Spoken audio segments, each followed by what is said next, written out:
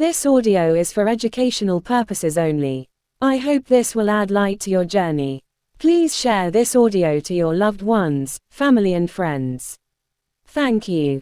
Family. The family rules, the rules about raising children, are the most sacred of all rules. They are authenticated by religious teaching, and reinforced in our school systems. Seriously questioning them is considered sacrilegious. This is why the crisis is so dangerous. Like the story of the emperor, with no clothes, we are not supposed to look. But, in this case, the consequences are far more serious. We share a collective denial and a cultural no-talk rule. This no-talk rule is rooted in the rules governing parenting. Children should speak only when spoken to. Children should be seen and not heard. Children should obey all adults. Any adult, without question, to question, is an act of disobedience. And so, the rules are carried out by the obedient child, in all the adults who are raising families. The hidden child, in every adult, continues to obey, so that the rules are carried multi-generationally, and the sins of the fathers are visited on the children, to the third and fourth generations. The crisis is cunning and baffling, because one of the rules, comprising the sacred rules, is that we can't question any of the rules. We are not supposed to talk about the rules. This would dishonor our parents. We have no alternative. We must break the sacred rule and question these rules, because, unless we talk about them, there is no way out. We must evaluate them in the light of our newfound knowledge of families as systems. We must also examine these rules, so that we can come to terms with our compulsiveness. Shame, with its accompanying loneliness and psychic numbness, fuels our compulsive, addictive lifestyle. Since the child, in the adult, has insatiable needs, we cannot find fulfillment as grown-ups. We can't go back as children and sit in mom's lap, or have dad take us fishing. And, no matter how hard we try to turn our children, lovers, and spouses into mom and dad, it never works. We cannot be children again.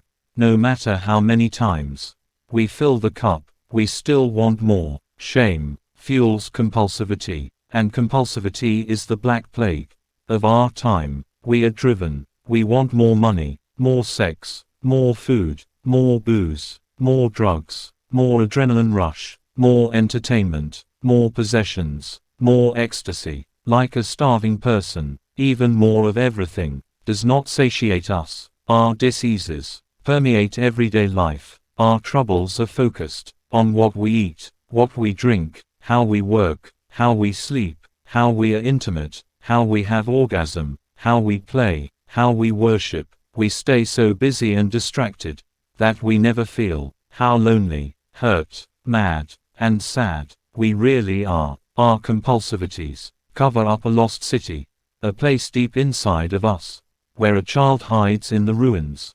Compulsive, addictive behavior. I understand compulsive, addictive behavior as a pathological relationship to any mood-altering experience that has life-damaging consequences.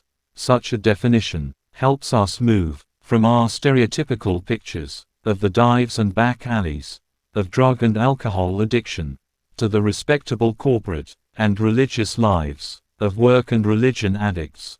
It also helps us see the effect of the broken relationship with our original caretakers that produced shame, because our original dependency bridge with our survival figures has been broken. We are set up for problems with dependency and with relationships. In the abandonment relationships that shame us, our compulsivities are set up. Our families. The places where we have our source relationships. Families are where we first learn about ourselves, in the mirroring eyes of our parents, where we see ourselves for the first time. In families, we learn about emotional intimacy. We learn what feelings are and how to express them. Our parents model what feelings are acceptable and family authorized, and what feelings are prohibited. When we are abused in families, we learn to protect ourselves with ego defenses. We repress our feelings. We deny what's going on. We displace our rage onto our lovers, spouses, or our friends. We create illusions of love and connectedness. We idealize and minimize. We dissociate, so that we no longer feel anything at all. We turn numb. Our addictions and compulsivities are our mood alterers. They are what we develop. When we grow numb, they are our ways of being alive, and our ways of managing our feelings. This is most apparent in experiences that are euphoric, like using alcohol and drugs, compulsively having sex, eating sugar, the adrenaline rush that comes with the feelings of ecstasy and righteousness. It is not as obvious in activities that are used to distract from emotions, such as working, buying, gambling, watching television, and thinking obsessively. These are mood-altering. Nonetheless, addiction has become our national lifestyle, or death style. It is a death style, based on the relinquishment of the self, as a worthwhile being, to a self who must achieve, and perform, or use something outside of self, in order to be lovable and happy. Addictions are pain-killing substitutes for legitimate suffering. To legitimately suffer, we have to feel as bad as we feel. The fastest growing problem in our country is sexual addiction. Some estimates say that the number of sex addicts is equal to the number of chemical addicts. Grave social consequences have arisen from this problem. The spread of AIDS is certainly fueled by sexual addiction, as are incest and molestation. And, while all sex addicts are not child molesters, most child molesters are sex addicts. Another major factor in family dysfunction is the addiction to power and violence. Battered children and battered wives expose the horror of physically abusing families. Violence itself can be an addiction. An essential component in any abusing relationship is the addiction to being victimized. Traumatic bonding, a form of learned helplessness, is a true addiction that enslaves and soul murders. I stated earlier that the old rules no longer work. What are these old rules? Poisonous pedagogy. The Swiss psychiatrist Alice Miller, in her book, For Your Own Good, groups these parenting rules under the title Poisonous Pedagogy. The subtitle of her book is Hidden Cruelties in Child Rearing and the Roots of Violence. She argues that the poisonous pedagogy is a form of parenting that violates the rights of children. Such violation is then reenacted when these children become parents. The poisonous pedagogy exalts obedience as its highest value. Following obedience are orderliness, cleanliness, and the control of emotions and desires. Children are considered good when they think and behave the way they are taught to think and behave. Children are virtuous when they are meek, agreeable, considerate, and unselfish. The more a child is seen and not heard, and speaks only when spoken to, the better that child is. Miller summarizes the poisonous pedagogy as follows. 1. Adults are the masters of the dependent child. 2. Adults determine, in a godlike fashion, what is right and wrong. 3. The child is held responsible for the anger of adults. 4. Parents must always be shielded. 5. The child's life-affirming feelings pose a threat to the autocratic parent. 6. The child's will must be broken as soon as possible. 7. All this must happen at a very early age, so the child won't notice and will not be able to expose the adults. If followed, these family system rules result in the absolute control of one group of people, parents, over another group of people, children. Yet, in our present society, only in extreme cases of physical or sexual abuse can anyone intervene on a child's behalf. Abandonment, with its severe emotional abuse, neglect and enmeshment, is a form of violence. Abandonment, in the sense I have defined it, has devastating effects on a child's belief about himself, and yet, no agency or law exists to monitor such abuse. In fact, many of our religious institutions and schools offer authoritarian support for these beliefs. Our legal system enforces them. Another aspect of poisonous pedagogy imparts to the child from the beginning false information and beliefs that are not only unproven, but in some cases, demonstrably false. These are beliefs passed on from generation to generation, the so-called sins of the fathers. Again, I refer to Alice Miller, who cites examples of such beliefs. 1. A feeling of duty produces love. 2. Hatred can be done away with by forbidding it. 3. Parents deserve respect because they are parents. Note: any 15-year-old can be a parent. Without any training, we give telephone operators more training than parents. We need telephone operators, but we need good parents more. Emphasis mine. Children are undeserving of respect, simply because they are children. 5. Obedience makes a child strong.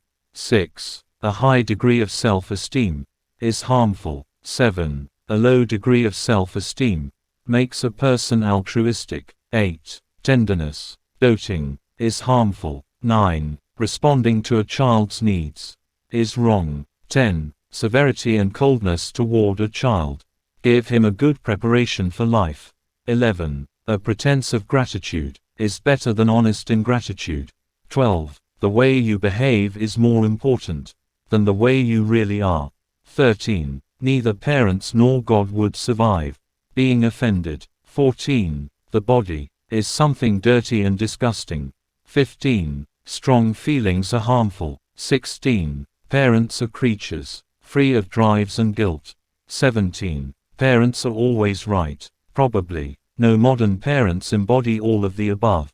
In fact, some have accepted and imposed the opposite extreme of these beliefs with results just as abusive. But most of these beliefs are carried unconsciously and are activated in times of stress and crisis.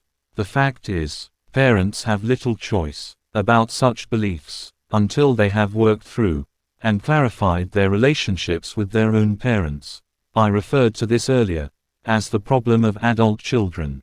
Let me explain further. Children's belief patterns. The great paradox in child-parent relationships is that children's beliefs about their parents come from the parents. Parents teach their children the meaning of the world around them. For the first 10 years of life, the parents are the most important part of the child's world. If a child is taught to honor his parents, no matter how they behave, why would a child argue with this?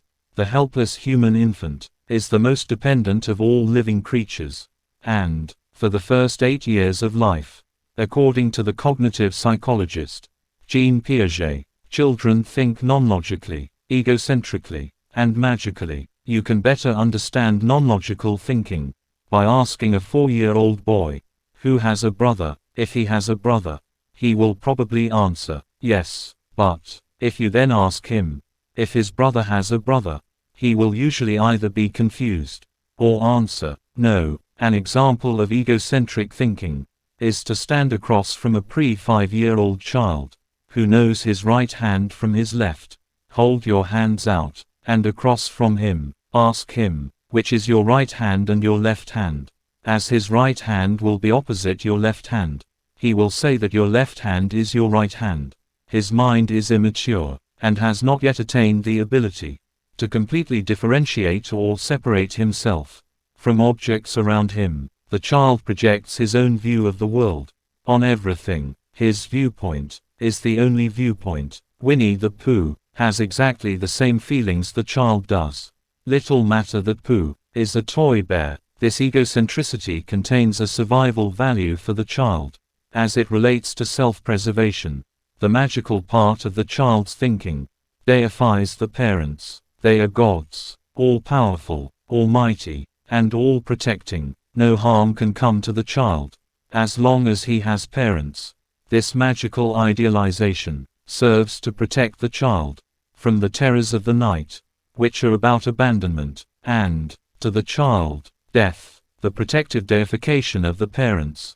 This magical idealization also creates a potential for a shame-binding predicament for the child.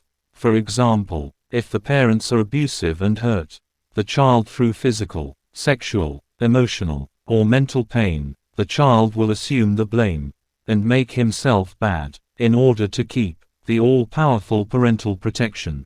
For a child at this stage, realizing the inadequacies of parents would produce unbearable anxiety. In essence, children are equipped with an innate ability to defend their conscious awareness against threats and intolerable situations. Freud called this ability an ego defense. The earliest defenses are archaic and, once formed, function automatically and unconsciously. It is this unconscious quality of these defenses that potentially makes them so damaging. In a recent book called The Fantasy Bond, psychologist Robert Firestone elaborates on Freud's work. According to the author, the fantasy bond is the core defense in all human psychological systems, ranging from those of psychotics to the systems of fully functioning individuals. The fantasy bond is the illusion of connectedness we create with our major caretaker whenever our emotional needs are not adequately met. The fantasy bond is like a mirage in the desert that enables us to survive. Since no mother, father, or other parenting person is perfect, all humans develop this fantasy bond to some degree. In fact, growing up and leaving home involves the overcoming of this illusion of connection and protection. Growing up means accepting our fundamental aloneness. It means that we face the terrors of the night, and grapple with the reality of death on our own. Most of all, it means giving up our parents in their illusory and idealized form.